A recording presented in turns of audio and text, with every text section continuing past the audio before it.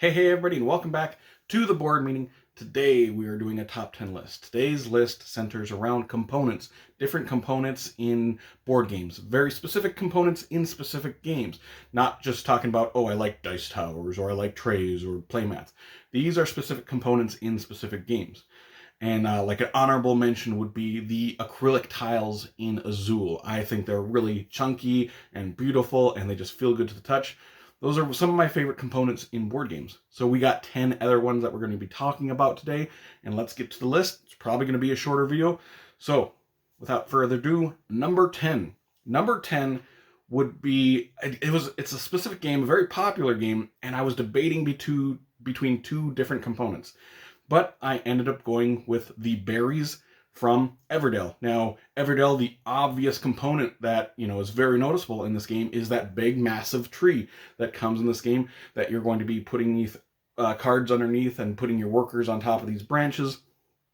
But the reason why I didn't go with the tree, even though I think it looks nice, it's not very functional.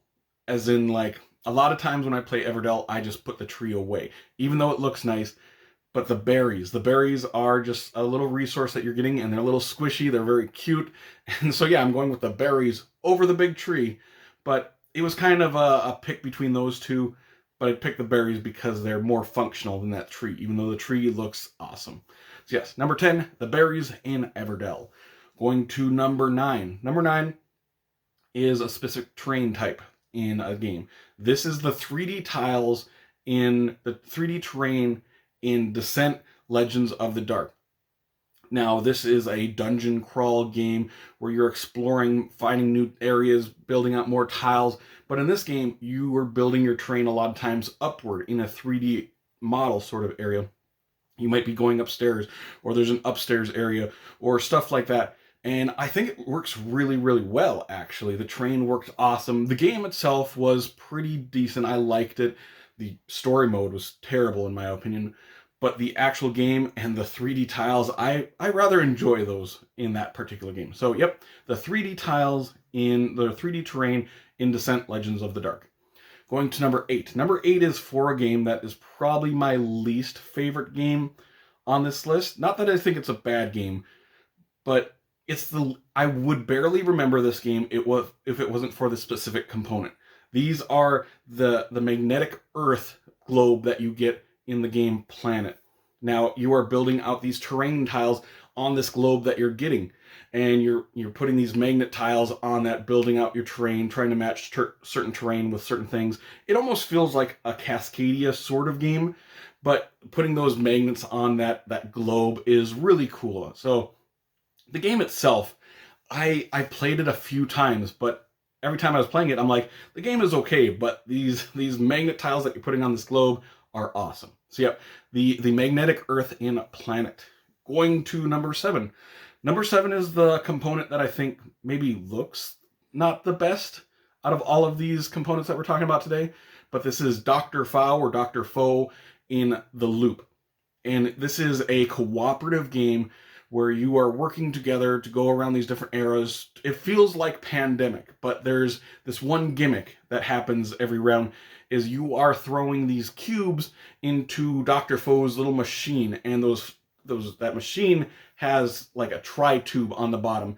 It feels like a dice tower. So you're throwing these cubes down, and they go wherever they want to in one of 3 different eras. If ever you have more than 3 cubes in one era, it kind of blows up that era. But I love mechanically that. It's so simple, but it's so fun. It makes the game have so much tension. So yeah, it's amazing. It's one of the best things out there as far as like causing tension, but it's so simple, but it causes so much tension and fun and ecstatic feelings when I'm playing this game. So yeah, number 7 is Dr. Fow in The Loop. Going to number 6. Number 6 is just a thing that holds the components. This is the trays in Dwellings of Eldervale. And why I picked these is because they look nice, but they are very functional as well. At the beginning of the game, everybody's going to pick a faction. So you pick one of these trays and put that out, and boom, your player is basically ready. And each of these trays can be one of two different factions depending on which side you put the tile on. Flip this tile on one side or the other. And yeah, all the components just stay in that one tray, and you're going to be using that to bring your resources in and using that tray. So it's functional, they look really nice, and they're a great addition to that game. Whoever made that they're genius. So yeah, number 6 is the trays in Dwellings of Eldervale. Going to number 5, our bottom half of the list, or top half of the list, whatever you want to think. These are the custom dice in Star Wars Destiny. Star Wars Destiny was a trading collectible card game that ended up getting canceled, boo. But what was really cool about this game, it was a card game, but you're playing with these dice, and all these dice are custom dice that have the picture of whatever card they belong to on those dice, and you're rolling these dice, and they're big and chunky, and they look nice, and I think they look fantastic, really. And I'm really sad that they ended up canceling this game, but I've got a ton of Star Wars Destiny up on my shelf, and every once in a while I'll break them out, and I like the dice a lot in that game. So yeah, number 5 was the custom dice in Star Wars Destiny. Going to number 4. Number 4 is a recent game. It is the planets from Last Light, the game that Roy Kennedy made, and you have these marble planets that have different dye jobs or colors on them, and everybody's planets are going to be a little bit different because of how they make these planets, how they put the colors on them. And I think they just really pop on the board. The board is just pure black, and a lot of people don't really like that. But I don't mind that black board because there's a lot of color from those planets that are popping to make it feel a little bit more colorful. And I just think they look really cool out on the board. And you've got tons of different planets, and they all look slightly different, or a lot different, with all these different colors swirling around on those planets. And I think they look nice. So number 4 is the planets in Last Light. Going to number 3. Number 3, I have to admit, is a game. I own it. I have never played it. I have broken it out several times to put it on the table, but I've never learned fully the game. And this is the gears in Tzolk'in. This game has been on my shelf of shame for a long time. I've seen people play this game, and I really like the function of the gears in Tzolk'in. You're putting out these workers on these different spots, and you're spinning this main gear that is attached to these other gears, and it's just going to rotate everything. And the gears themselves are pretty plain and bland, but the mechanism of spinning those gears is really, really interesting to me. Plus, I've seen a lot of people have painted their gears to make them really pop, and then they look really pretty. But the unpainted ones kind of look bland, but the mechanisms of those gears themselves are so cool. And one day I will play this game, but I just can't. I don't know what it is about that game. But yeah, so number 3 is the gears in Tzolk'in. Going to number 2. Number 2 is the reason why I'm making this list. Because I played this game, I'm like, oh, the components on this are so cool. And this is from Fractured Sky, a recent game. And that is the magnets that go underneath your ships. It's sort of this worker placement game, but your workers have, specific number power on them. Strength on them.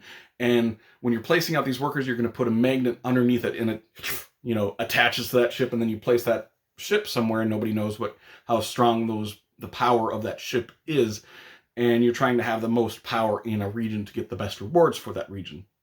And those magnets, while they are really, really fancy, they are very functional as well. They work really nice, and they're fun to play with. So yes, number 2 is the magnets in Fractured Sky. Going to our last one. Our last one, as soon as I decided to make this list, I was like, this probably has to be number 1, for sure. And this is the tower in Return to Dark Tower. This is a massive, giant, black tower that is in the center of a board, and that tower makes noise, and it spins around and rotates, and it will spit out skulls, sort of like a dice tower sort of mechanism for it.